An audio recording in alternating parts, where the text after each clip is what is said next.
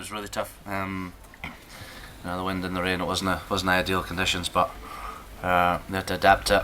Sometimes we did, sometimes we struggled a little bit, but credit to England, they managed to execute their kicking game extremely well, so we're getting to that one. You came out in the second half and had a good period of pressure. Why weren't you able to convert it into more than 3 points?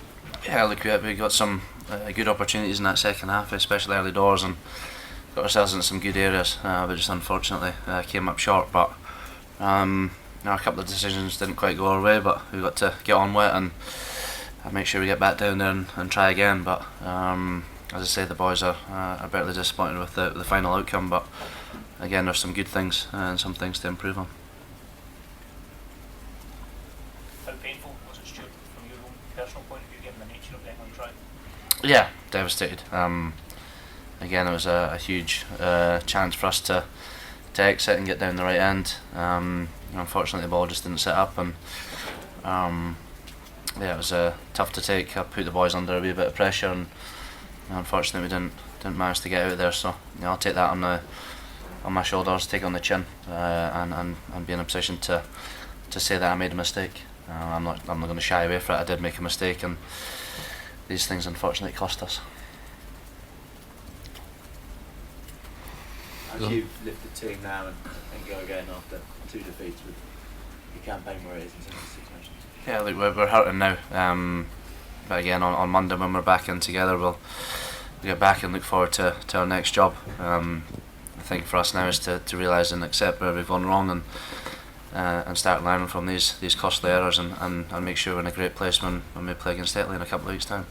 When it's so windy, you can't really throw the ball to the tail, or it's very risky. And we saw a couple of times we did throw to the tail, that the ball went over the back or started to waver. So you end up getting confined to a couple of options, front and middle, and England put really good pressure on us. I don't know the stats, but I'm sure we had a lot more line-outs in England. So we did force some errors from their line-out, but they obviously forced a lot more from ours. The extra responsibility he's taken on with the captaincy, and unfortunately it's a couple of high profile errors over the past couple of weeks. Yeah, look, there was, I think, I don't know how many errors in the game today. I would say about 40 or 50. There was a lot of kicks that went straight out, there was a lot of line outs, there was a lot of handling errors.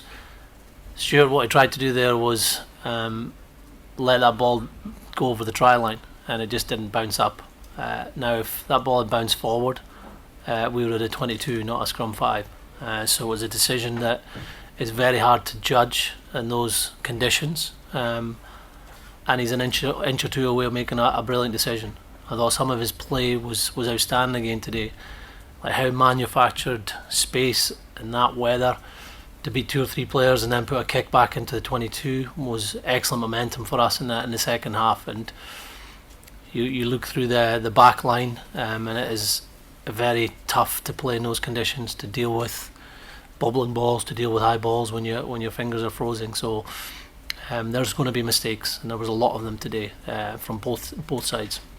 As a group, I spoke to the players about just reflecting on the last 2 games. They're obviously really disappointed. They worked very hard to get into a position of 3-all. This wasn't going to be a game with many points scored in it and lots of errors.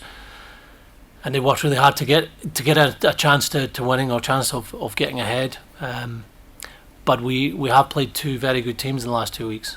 Ireland, it's 5 or 6 years, they've only lost 1 game at home in the Six Nations.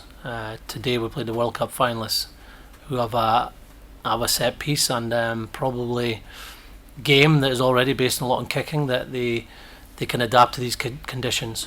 It took us a while to adapt to it, but I was proud of how the players did adapt to it and really took the game to England in the second half.